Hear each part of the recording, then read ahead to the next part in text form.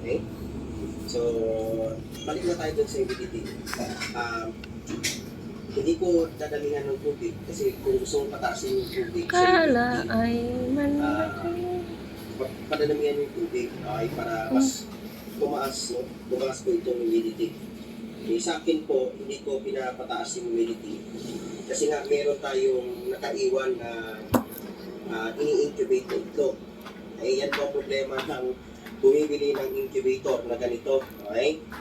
So, technique natin dyan mga kanegosyo, mga ka-free range chicken, okay? Sa mga nanonood ng video na ito, sa mga nagmamanok, okay? Sa nagpipis.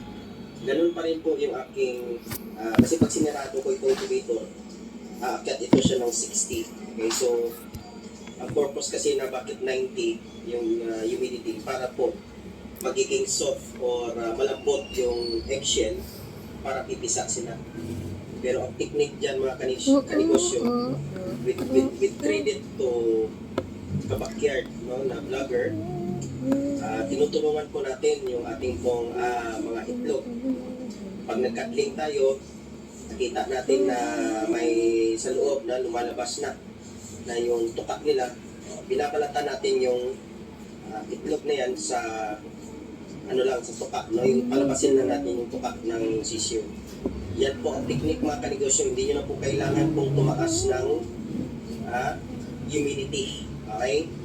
So, sa may nagsasabi na mahihina ang itlog pag tinulungan po mga sisyo, sa akin po, very strong naman po, very healthy naman po yung mga sisyo. Okay? Kahit po tinulungan natin yan. Of course, bukas pa natin yan, January 18, tutulungan. Kasi ngayon, January 17, hindi pa yan makikita, no? Yung ating pong mga tuka ng ating pong mga sisyo dito sa ito. Okay? So, baba natin mga negosyo, no? So, kita natin na may malabas na tuka. So, masasal natin. Ang saan manahan?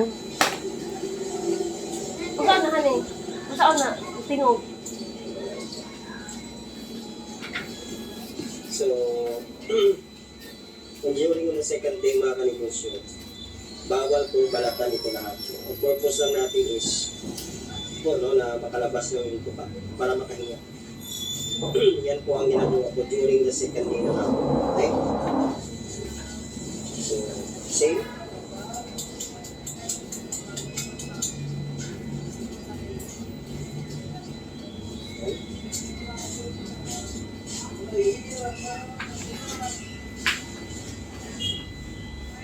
So, pag pinalatan natin ito kanegosyo kung second day or the 19th day, ng hapon.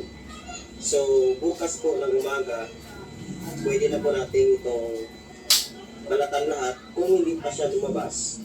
Or, expected din natin bukas ng umaga, mayroon na pong pusang lalabas.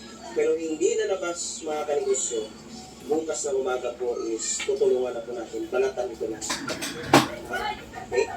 So, again, no, sa mga nagsasabing mahina ang mga sisiyo, pag ginawa natin ito is mga kanegosyo, no, I've done this for almost 10 times, kung hindi naman mahina, no? And lahat po sila is malalakas naman yung mga balik sisiyo. mo lang gani. Oh. So, aside from that mga kanegosyo, so meron tayong mga itlog na hindi po nagkaganito, no?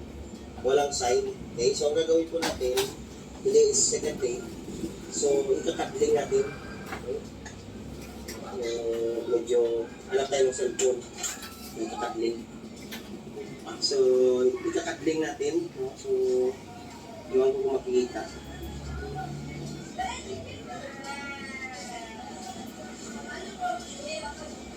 So, sa kadling, no? Kikita natin ng negosyo na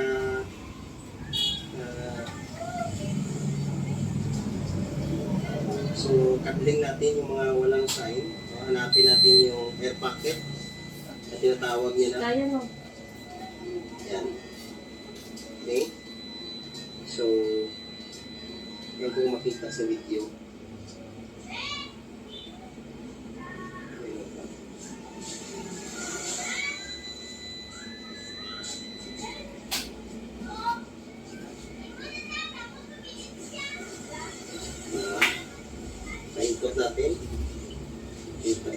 masakit. So, hindi ko lang magkita.